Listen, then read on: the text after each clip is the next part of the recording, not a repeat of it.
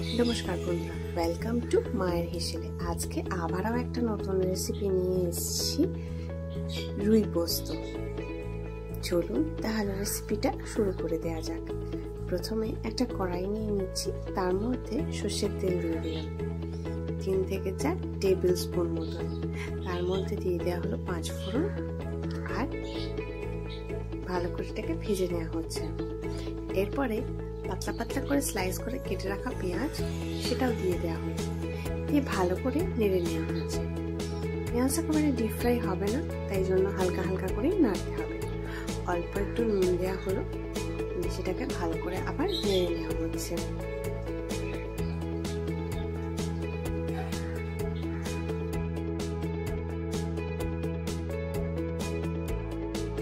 পেঁয়াজটা ভাজার সাথে সাথে এর মধ্যে রাখা ছিল রুই মাছ পিসগুলো, সেগুলোকেও দিয়ে দেওয়া হলো।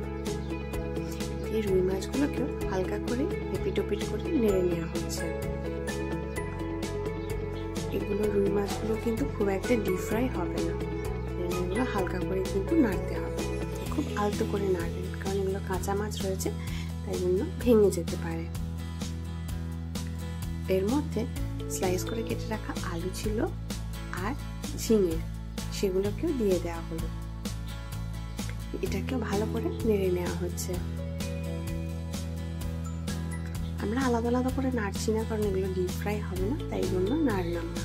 এগুলো একসাথেই ভালো করে হালকা করে নেড়ে নিলেই হলো। একটু অল্প করে নাড়তে হবে, বেশি খুব ভাজা ভাজা হবে না। খেয়াল রাখবেন যাতে পুড়ে না যায়। আপনারা চাইলে আলাদা আলাদা করে নেড়ে তুলে রাখতে পারেন, এতে কোনো অসুবিধা হবে না।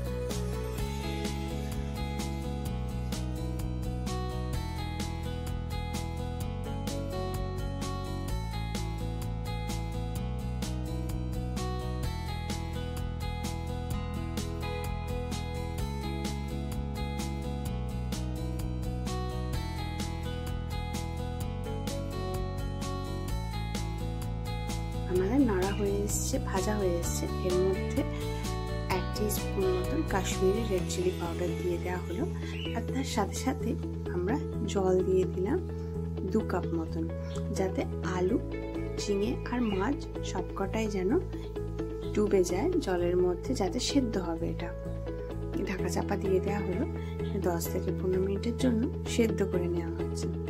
দেখুন বেশ কিন্তু সেদ্ধ হয়ে এসছে। মাছগুলোকে এবারে উল্টে নেওয়া হচ্ছে, আরেকটা পিঠও ভালো করে সেদ্ধ হতে হবে। দেখুন আলুগুলো কিন্তু বেশ সেদ্ধ হয়ে গেছে। ভালো করে পিঠ আবার একটু পাল্টে নিতে হবে।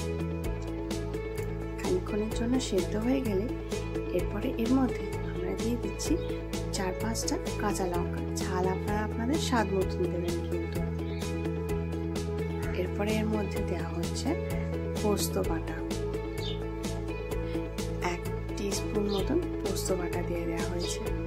এটাকে ভালো করে মিশিয়ে নেওয়া হচ্ছে।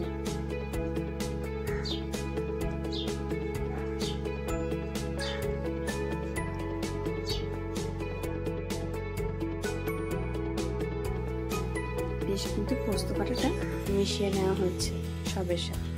এবারে উপর থেকে সর্ষের তেল দিয়ে দেওয়া হলো 1 টেবিল স্পুন মতন, দিয়ে এবারে নেড়ে ছেড়ে দেখুন তেলে ছেড়ে এসছে কিন্তু বেশ, আর কাইটাও কিন্তু কষা কষা হয়ে গেছে। আমাদের পোস্ত রুই কিন্তু একদম রেডি হয়ে গেছে। গরম ভাত দিয়ে অপূর্ব লাগছিল খেতে। ট্রাই করে একবার নিশ্চয়ই জানাবেন। ভালো লেগে থাকলে একটা লাইক, শেয়ার আর সাবস্ক্রাইব করে দেবেন। আবার একটা নতুন ভিডিও নিয়ে আসছি। ভালো থাকবেন, নমস্কার।